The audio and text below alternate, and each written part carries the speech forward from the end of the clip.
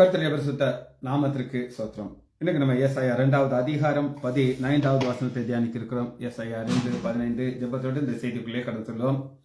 தோத்திரம் தோத்திரமே தோத்திரம் தோத்திரமே இயேசு சுவாமிக்கு தோத்திரமே தோஷியனாய் ரட்சித்த பாரிசுத்தர்க்கு தோத்திரமே தோஷியனாய் ரட்சித்த பாரிசுத்தர்க்கு தோத்திரமே கோடா கோடி தூதர்கள் சபை கூடி நடனமாடி கோடா கோடி தூதர்கள் சபை கூடி நடனமாடி பாடி உம்மை துதிக்க ஆடியானும் உம்மை துதிப்பேன் பாடி உம்மை துதிக்க ஆடியானும் உம்மை துதிப்பேன் கண்ணீர் கீதம் பாடி எங்கள்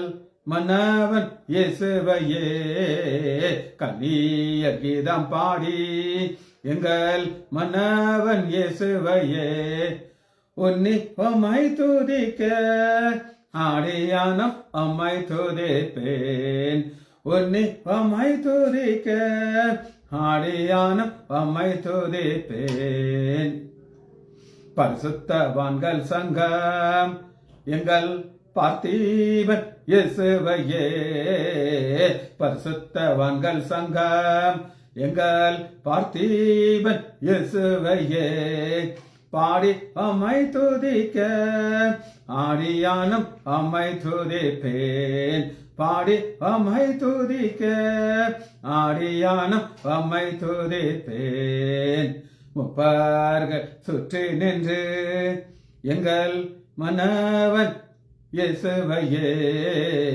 முப்பார்கள் சுற்றி நின்று எங்கள் மன்னவன் இயேசுவையே ஆர்ப்பரித்து துதிக்க ஆடியானும் உம்மை துதிப்பேன் ஆர்ப்பரித்து துதிக்க ஆடியானும் உம்மை துதிப்பேன் ஆயிரம் நாவிருந்தால் உம்மை பாடியே தோத்தரிப்பேன் ஆயிரம் நாவிருந்தால் உம்மை பாடியே தோத்தரிப்பேன் அவையிலே நிறைந்து யான் அண்ணலிடம் சொல்லுவேன் அவையிலே நிறைந்து யான் அண்ணலிடம் சொல்லுவேன் தாழ்த்தி தலைகுனிந்து இரத்த சாட்சிகள் கூட்டமெல்லாம் தாழ்த்தி தலைகுனிந்து இரத்த சாட்சிகள் கூட்டமெல்லாம்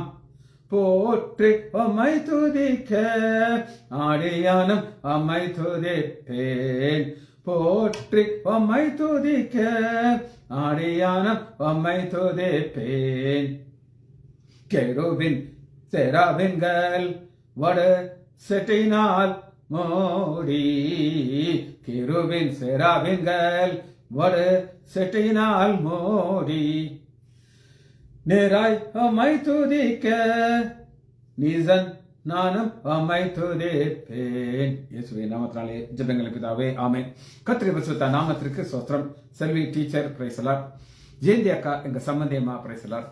கவிதா சிஸ்டர் பிரைஸ் தி லார்ட். டேனியல் ராஜேஷ் பிரைஸ் தி லார்ட். மரியா சிஸ்டர் பிரைஸ் தி லார்ட். நாகரத்னம் அம்மாள் பிரைஸ் தி லார்ட். கர்த்தர் நல்லவர். இன்னைக்கு ஏசாயா 2வது அதிகாரம் 15வது வசனத்தை தியானிக்க இருக்கிறோம். உயர்ந்த எல்லா கோபுரத்தின் மேலும் அரணான எல்லா பட்டணங்கள் மேலும். இன்னைக்கு நம்ம பார்க்கக்கூடிய ஒரு வார்த்தை டவர், கோபுரம். இந்த கோபுரம்ங்கிறதுக்கு ஒரு எபிரேய வார்த்தை என்ன பண்றதுன்னா மெகடோல், MIGDAL, மெகடோல். மெகடோல் நீங்க சொல்லலாம் இருக்கிற நீங்க பார்க்குறீங்க, நான் சொல்றதே எல்லாரும் கேட்குறீங்க. மெக் சொல்லுங்க, MIG மெகடால். இது வித்தியாசமான காரியத்தில் ஒரு ஸ்மால் ஃபோர்ட்ரஸ், ஒரு சின்ன சைஸ்ல ஒரு கோட்டை இருக்கும், அதுக்கு மெகடால். முதல் முறையாக இந்த மிகடால்ங்கிறது எங்க வருது அப்படின்னு நீங்க கேட்டீங்கன்னா ஆதியாகமம் 1வது அதிகாரம் 4வது வசனம். ஆதியாகமம் 11வது அதிகாரம் 4வது வசனம். பின்பு அவர்கள் நாம் பூமி மீது சிதறங்கி போகாதபடி நமக்காக ஒரு நகரத்தையும் வான அளவு சிகரமுள்ள ஒரு கோபுரம். வான அளவுனா அவங்களுக்கு என்ன ஆசைனா, நாங்கள் ஆண்டவரை போய் கம்யூனிகேட் பண்ண போகிறோம். நாங்கள் இது பெரிய கோட்டை கிடையாது, ஒரு சின்ன லெவலில்.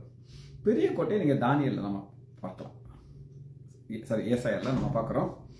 ஒரு கோட்டை இருக்குது, அது வெண்கல கதவுகள் இருக்கும், இரும்பு தாழ்பால் இருக்கும். அதுக்குள்ள பாபிலோன் ஒரு கோட்டை இருக்குது, அது பெரிய கோட்டை. அந்த கோட்டையில் அகலம் எவ்வளோ இருக்குன்னா நம்ம 4 ராரி போகலாம், அந்த அளவு பெருசு. அது மிகடால் கிடையாது, இது மிகடால். சரி, இதில் நியாயாதிபதிகள் 8வது அதிகாரம்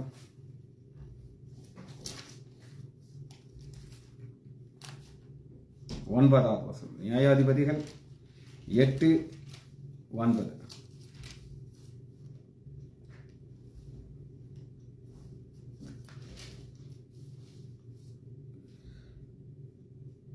அப்பொழுது அவன் பெண்ணுவேல் மனுஷரை பார்த்து, நான் சமாதானத்தை திரும்ப வரும்போது இந்த கோபுரத்தை இடித்து போடுறேன். ஏன் இந்த கோபுரத்தை எடுத்து போடுறேன் அப்படின்னு சொல்றார் அப்படின்னு கேட்டீங்கன்னா, இந்த கோபுரம் தான் இவங்களுக்கு பாதுகாப்புன்னு நினைச்சிட்டு இருந்தாங்க. ஆனா இதை ஒன்றும் இல்லாமல் நான் ஆக்கிடுவேன்னு சொல்லி ஒரு காரியத்தோட போகிறார். இப்ப இந்த மிகடால்ங்கிறதுக்கு இங்கிலீஷ்ல ஃபோர்ட்ரஸ், FORTRESS, ஃபோர்ட்ரஸ் எடுத்துக்கோம். ஒரு வசனத்தை பார்ப்போம். உபாகமம் 32வது அதிகாரத்தில் 10வது வசனத்தில் 32:10. தமிழில் அந்த வார்த்தை இல்லை, அதுக்காண்டி இல்லைன்னு கிடையாது, இங்கிலீஷ் பேப்பில் அது வாசிப்போம். உபாகமும் 32வது அதிகாரம் 10வது வசனம். பாலான நிலத்திலும் ஊழையிடுகிற வெறுமையான அவாந்தரத்திலும் அவனை கண்டுபிடித்தார், அவனை நடத்தினார், உணர்த்தினார், அவனை தமது கண் மணியை போல் காத்திரளினார்னு சொல்லி பைபிள் இருக்குது. அது தமிழ்ல இருக்கு. இங்கிலீஷ்ல என்ன இருக்குன்னா, யுவர் ஃபோர்ட்ரஸ், கண்மணியை போல காத்தங்கிற இடத்துல என்ன இருக்குன்னா, ஒரு கோட்டை போல பாதுகாக்கிறான்னு சொல்லியிருக்கு. சரி, 38வது வசனத்தை பார்ப்போம். 38வது வசனம். உபாகமம் 32:38. அவைகள் எழுந்து உங்களுக்கு சகாயம் பண்ணட்டும், உங்களுக்கு மறைவிடமா இருக்கட்டும். ஒரு விக்கிரகத்தை பார்த்து ஆண்டவர் ஒரு சேலஞ்சு பண்றோம். நீ அந்த விக்கிரகத்தை நம்பிட்டு இருக்க, என்னைய விட்டுட்ட, இப்ப நீ அதுக்கு பலி செலுத்திட்டு இருக்க, என்னைய வேதனைப்படுத்துற. ஆபத்து வரும்போது அது உன்னை எப்படி பாதுகாக்கும் அப்படின்னு நான் பார்த்துக்கிறேன் அப்படின்னு சொல்றாரு. இது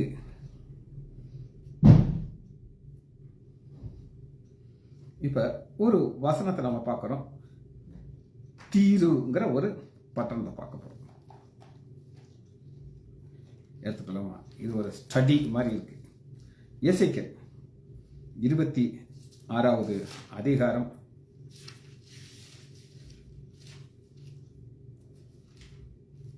'தீரு'.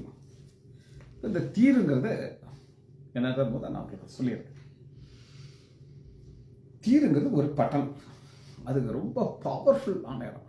அங்கே நிறைய வியாபாரிகள் வர்றாங்க, வியாபாரம் நடந்துட்டு இருக்குது. அது எருசலேமை பார்த்து என்ன சொல்றது அப்படின்னு கேட்டிங்கன்னா, எசேக்கியேல் 26:2 மனுபுத்திரனை தீருவானது எருசலேமுக்கு விரோதமாக கேலி வார்த்தைங்க. யாராவது ஆண்டோடைய பிள்ளைகளையோ எருசலேமை பார்த்து இந்த மாதிரி கேலியா பேசினா பிடிக்காது. அவ்வளவு தூரத்துக்கு அவர் நேசிக்கிறாங்க. ஆனா பிரச்சனை என்னன்னா, அவங்க விற்கிறதுக்கு போயிடுவாங்க. ஏன் அவங்க விற்கிறதுக்கு போயிடறாங்க அப்படின்னு கேட்டீங்கன்னா, அந்த விற்கிறத பார்க்க முடியாது அவங்களால. ஆனா ஆண்டவரை நம்ம பார்க்க முடியாது, உணரணும். இஸ் வித் அஸ், நம்மோட கூட இருக்க நம்ம உணரணும். சரிங்க, பாருங்க. தீருவே, இதோ நான் உனக்கு விரோதமாக வருகிறேன். சமுத்திரம் தன் அலைகளை எழும்பி பண்ணுகிற வண்ணமாக நான் அநேக ஜாதிகளை உனக்கு எழுக பண்ணுவேன். அவர்கள் தீர்வின் மதிலை அடித்து மதில் ஃபோர்ட்ரஸ். இந்த தீர்வுக்கு என்ன ஒரு பெரிய பெருமை அப்படின்னு கேட்டீங்கன்னா, தீர்வு எங்கிறது நான் உங்களுக்கு விளக்கம் சொல்றேன், அப்பதான் புரியும். இது ஏற்கனவே இது எங்க இருக்குன்னா, ஒரு கடற்கரை அருகே இருக்கிற ஒரு பட்டணம், நம்முடைய ராமேஸ்வரம் அப்படின்னு எடுத்துக்கோங்க. ராமேஸ்வரம் கட்டா நீங்க எல்லாம் போயிருக்கீங்க. அது பக்கத்தில் ஒரு தீவு இருக்கு. அதுக்கு இதுக்கு ஊடால கடல் கொஞ்சம் தூரம் இருக்குது. அது மாதிரி இந்த எசேக்கியேல்ல நம்ம பார்க்குற இந்த தீருங்கிறது என்ன அப்படின்னு கேட்டிங்கன்னா, இந்த நேபுகாத் நேச்சாருங்கிறது ரொம்ப பவர்ஃபுல் ராஜா. அவருக்கு என்ன நியூஸ் போகுது அப்படின்னு கேட்டிங்கன்னா, இது பயங்கர பணக்காரன் தீரு ராஜா, ஏகப்பட்ட செல்வம் வச்சிருக்கிறான். ஆனால் என்ன செய்கிறான் அப்படின்னு கேட்டிங்கன்னா, இந்த கடற்கரையில் இருக்கிற ஹெட் குவார்ட்டர்ஸில் கிடையாது, அங்கே உள்ள ஒரு தீவு இருக்கு. அந்த தீவு கடல் நடுவில் இருக்கு. இங்கேருந்து யாரும் போய் அதை அட்டாக் பண்ண முடியாது. அது ஒரு பெரிய ஒரு கோட்டை இருக்கு அதை சுற்றி. இந்த கோட்டை தான் அவங்கள பாதுகாக்குது. புரித்தாங்க? ஏற்கனவே கடல் நடுவில் இருக்குது, யாருமே என்ன செய்ய முடியாது, உள்ளே வர முடியாது. அந்த நேரத்தில் ஆண்டவர் எதை உடைக்கிறாருன்னா அந்த கோட்டையை உடைக்கிறாங்க. எசேக்கியேல் 26வது அதிகாரம் 5 அது வலைகளை விரிக்கிற இடமா இருக்கிறது. சமுத்திரத்து நடுவில் இருக்கும் பார்த்தீங்களா, ராமேஸ்வரம் மண்டபம் உள்ள இருக்குது, இது வெளியில இருக்கு. அங்க என்ன நடக்குதுன்னு கேட்டீங்கன்னா, வெளியிலே இருக்கிற அதன் குமார்த்திகளே பட்டயத்தால் கொன்று போடணும். வாங்க 7 இதோ நான் ராஜாதி ராஜாவாகிய நேபுகாத்நேச்சார் என்னும் பாபிலோன் ராஜாவை வடக்கிலிருந்து குதிரையோடும் ரதங்களோடும் குதிரை வீரர்களும் திரளான ஜாந்தத்தும் தீருக்குறதும் வரப்படும். காரணம் உண்டுதாங்க, சிம்பிள். இதுக்கு போய் ஆண்டவர் கோப்படுவாரா? என்ன சொல்லிட்டாங்க அப்படின்னு அப்படின்னு சொல்றாங்க. ஆண்டோடைய கோபம் வந்து இதை அழிக்கிறதுக்கு என்ன செய்றாரு அப்படின்னு கேட்டீங்கன்னா, 8வது வசனம் பாருங்க. நம்ம பைபிளையே ஜேசிபி அப்படின்னு ஒன்று இருக்கு. ஜேசிபி உங்களுக்கு எல்லாரும் தெரியும். இங்க பாருங்க, அவன் வெளியே இருக்கிற உன் குமார்த்தி உன் மதில்களை இடிக்கிற யந்திரங்களை வைத்து தன் கட்டை பாறையினாலே உன் கொத்தங்களை இடித்து போடுறான். இப்ப ராஜாவுக்கு ஐடியா கொடுக்குறாங்க. என்ன ஐடியானா, ராஜா இப்ப நம்ம ஒரு பாதை உண்டு போறோம், போனாத்தான் நம்ம ரதங்களோடு உள்ள போக முடியும், இல்லைன்னா போட்டில் போனால் அவங்க நம்மளை கொண்டு விடுவோம். அப்போ என்ன செய்வோம், இவனுடைய அரண்மனை இருக்குது எங்க, நான் சொன்னேன்ல, அது கடற்கரை ஓரத்தில் இருக்குது, ராமேஸ்வரம்னு வச்சுக்கோங்களேன். பெரிய பெரிய பில்டிங் இருக்குது, எல்லாத்தையும் உடைச்சி அந்த கடலுக்குள்ளே போடுவோம். போட்டு போட்டு போட்டு ஒரு பாதையை உண்டு பண்ணுவோம். பாதையை உண்டு பண்ணி நேராக எங்கே போயிடுவோம், நம்ம அந்த தீவு ஐலண்டுக்கு போயிடுவோம். அங்கே போயாச்சா நம்மகிட்ட இருக்கிறத வச்சு அடித்தவனை ஒன்றும் இல்லாமல் உடைச்சி உள்ளே இருக்கிற பொக்கிஷத்தை நம்ம எடுத்து வந்தாலும் ஐடியா கொடுக்குறாங்க. அதனால் 10வது வசனம் எசேக்கியேல் 26:10 அவன் குதிரைகள் ஏராளமான தூள் எழுப்பி உன்னை மூடும், இடித்து திறப்பாக்கப்பட்ட பட்டணத்தின் பிரவேசிக்கும் வண்ணமாக அவன் உன் வாசலுக்குள் பிரவேசிக்கும் பொழுது குதிரை வீரர் வண்டி ரதங்கள் இறக்க சத்தத்தினால் மதுரை தன் குதிரை குளம் என்ன செய்யறான்னா உன் ஜனத்தை வெற்றி கொள்கிறான். அவர்கள் உன் ஆஸ்தியை கொள்ளையிட்டு உன் சரக்குகளை சூறையாடி உன் மதில்களை இடித்து உனக்கு விருப்பமான வீடுகளை அழைத்து உன் கல்களையும் மண்ணுகளையும் மரங்களையும் கடலின் நடுவிலே போட்டு விடுவார்கள். பார்த்தீங்களா, நடுவில் போட்டு ஒரு பாதையை உண்டு பண்ணுறாங்க. உண்டு பண்ணிட்டு ஆண்டவர் இந்த தீர்வு பட்டணத்தை பார்த்து ஒரு வார்த்தையை சொல்லுகிறார்.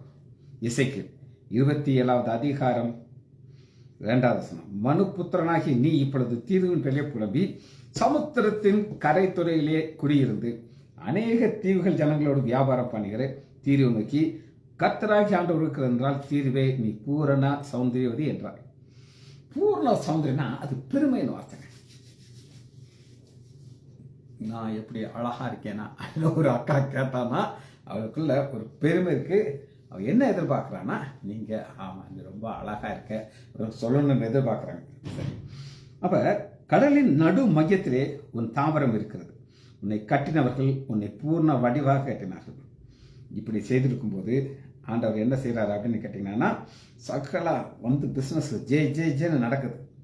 அப்ப உள்ள சொத்து எல்லாம் எங்க இருக்கு, உள்ள இருக்குன்னு நினைச்சுக்கிட்டு 28வது அதிகாரம் 19 19 18 ஆண்டவர் என்ன அருமையா அந்த காட்சியை பைபிள் எழுதிச்சிருக்காரு. பெரிய பெரிய தூணை அங்க இருக்கிற இராணுவ வீரர்கள் அடிமைகள் எல்லாம் அனுப்பிச்சிடும், தோல்லையும் தலையிலையும் தோல்லையும் வச்சு தூக்கிட்டு போகணும்.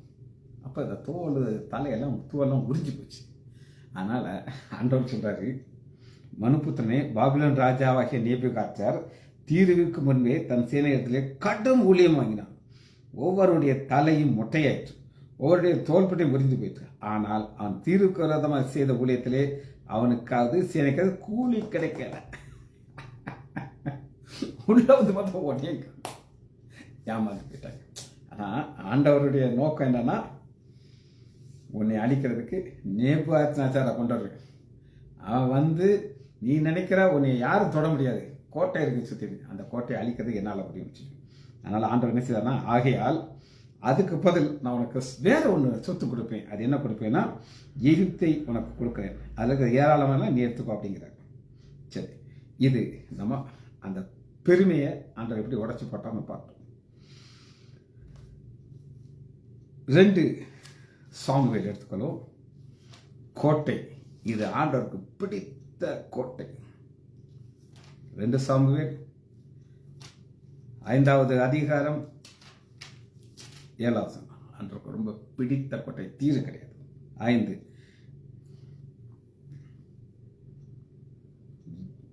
9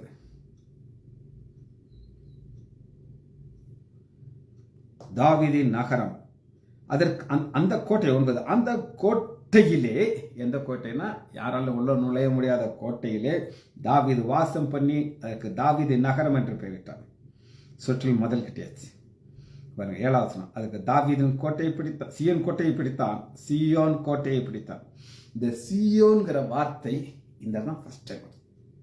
சியோன்கிறது ஒரு கோட்டை, ஆண்டவர் நேசிக்கிற ஒரு இடம். அது இன்னொரு கோட்டையை உங்களுக்கு காட்டுறேன். அதே 2 சாமுவேல் 12வது அதிகாரம்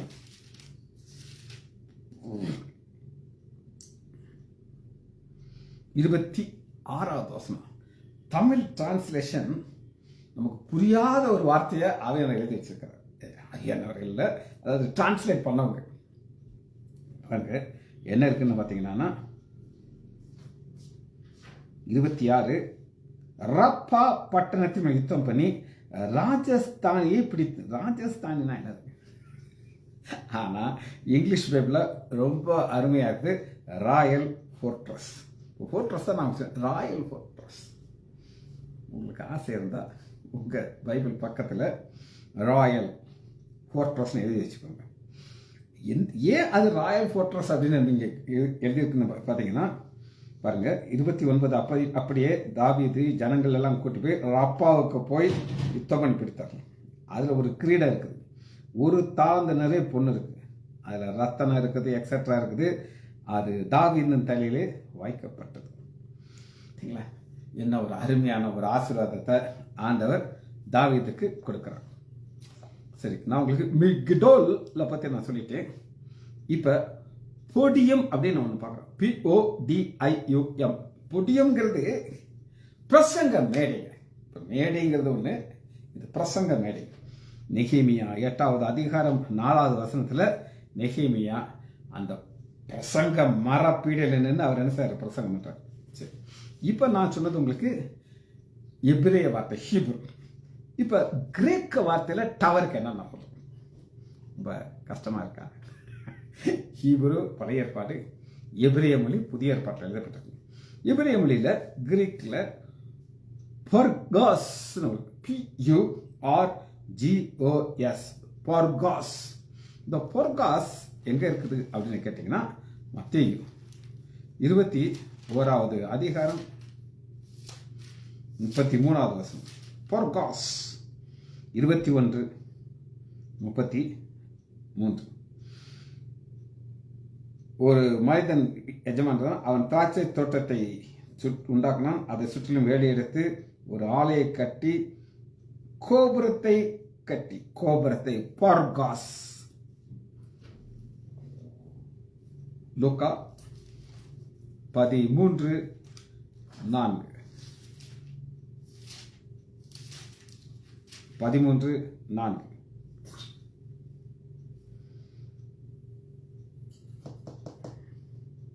சீலோமின் கோபுரம் விழுந்தது. சீலோமியன் பர்கோஸ் விழுந்தது.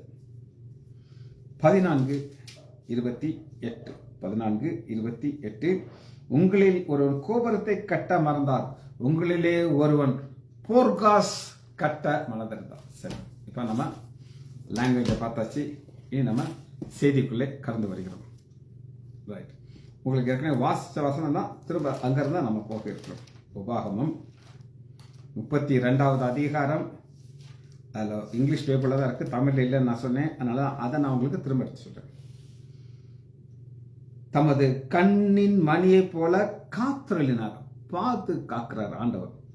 ஏன் ஆண்டவர் பாதுகாக்கிறார் அப்படின்னு நீங்க கேட்டீங்கன்னா, இதுல ஒரு ஆழமான காரியத்தை நம்ம பார்க்கிறோம். அது என்ன ஆழமான காரியம் அப்படின்னு கேட்டீங்கன்னா,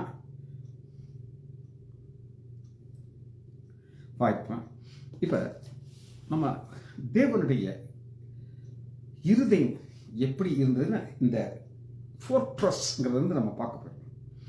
இப்ப ஆண்டவர் எப்படி இதை ஆரம்பிக்கிறார் அப்படின்னு கேட்டீங்கன்னா, 6வது வசனம். சரி, 4. அவர் கண்மலை, அவர் கிரியெல்லாம் உத்தமது. இந்த பாதுகாக்கிறதுல அவர் கண்மலை. கண்மலை அப்படின்னா என்ன அர்த்தம்னு கேட்டீங்கன்னா, ஒரு மலை இருக்குது. அந்த மலை முழுவதுமே நம்ம தேவன் தான். அவர் என்ன செய்யறாருன்னா, கண்ணின் மணியை போல பாதுகாக்கிறார். அவர் நியாயக்கேடு இல்லாத நீதி உள்ள தேவன், நீதியும் செய்கிறார். 5வது அவர்களோ அப்படி வரும்போது கொஞ்சம் இழுத்து வாசிக்கணும். பைபிளை வாசிக்கும் போது பார்த்தீங்கன்னா கடகடகன வசன அர்த்தம்.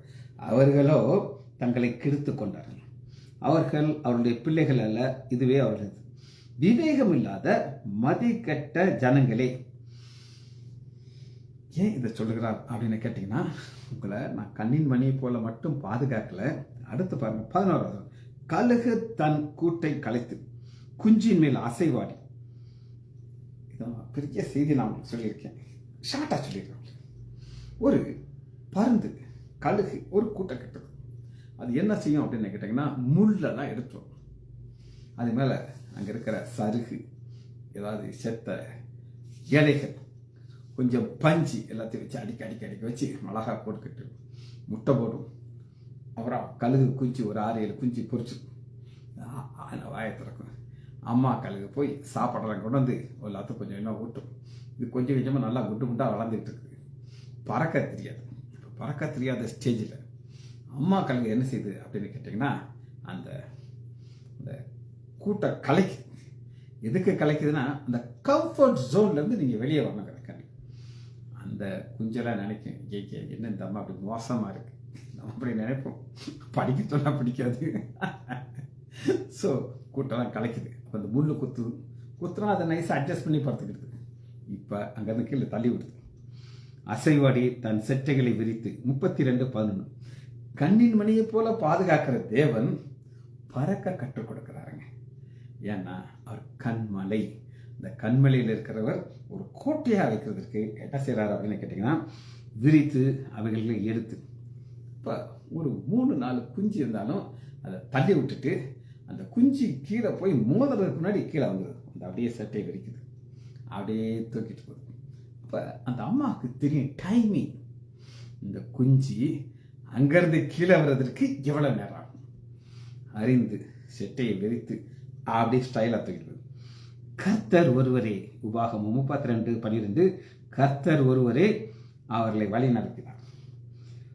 வழிநடத்தி அவர்களோடு கூட இருந்தார். அந்நிய தேவர்கள் கூட இருக்கவில்லை. அந்நிய தேவர்கள்னா யார் அப்படின்னு கேட்டீங்கன்னா, ஒவ்வொரு ஊருக்கும் ஒரு கடவுள் இருப்பார். ஒரு ஊருக்கும் கடவுள் இருப்பார். அந்த லோக்கல் கடவுள் அவங்கள பாதுகாப்பான்னு நினைக்கிறாங்க.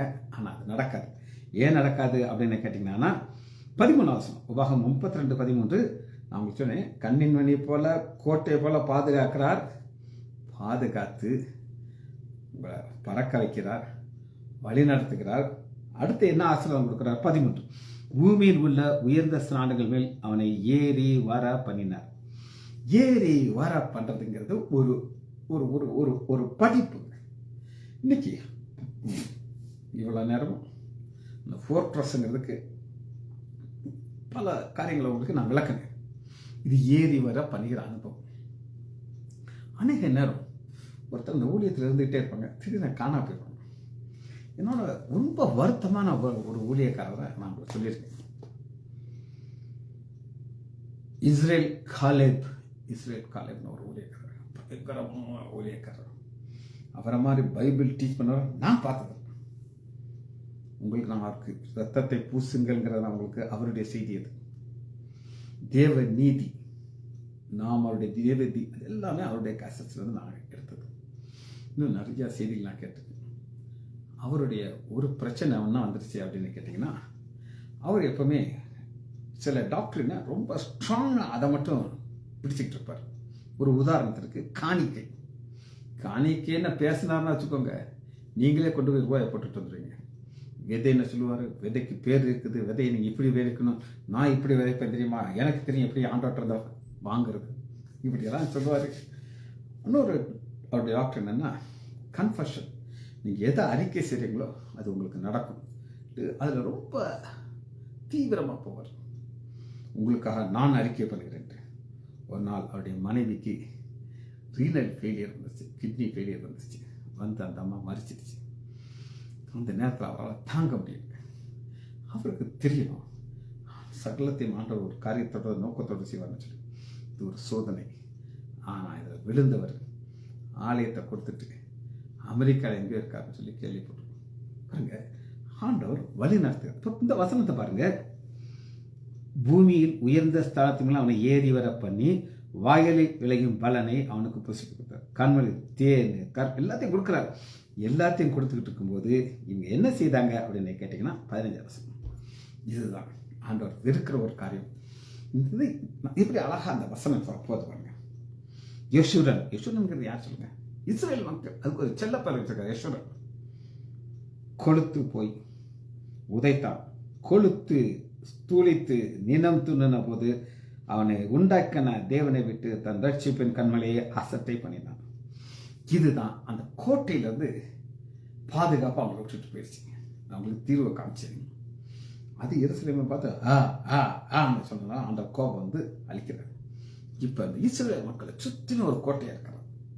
இப்போ இவங்க விக்கிரகத்துக்கு போட்டாங்க, அதோடைய கோபம் வந்து அந்நிய தேவர்களால் அவருக்கு எரிச்சல் மூட்டினார்கள், அருவருப்பானவர்களை அவர்களை கோபப்படுத்தினார்கள். இது தேவனுக்கு கோபம் வருகிற ஒரு காரியம்.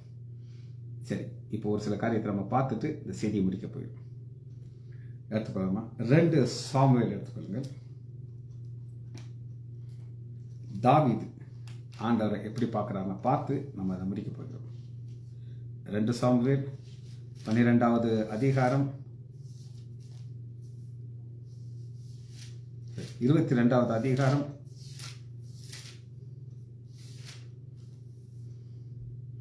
2வது வசனம்.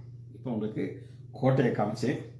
இது என்ன கோட்டையில் பார்த்தீங்கன்னா, கர்த்தர் என் கண்மலையும் என் கோட்டையும் என் ரட்சிப்புமானவர், என் கண்மலை. அந்த கண்மலைங்கிற கடவுள் அவர் எனக்கு கோட்டையை மாறிடுவார். நான் சொல்றேன், கண்மலைங்கிறது என்னது?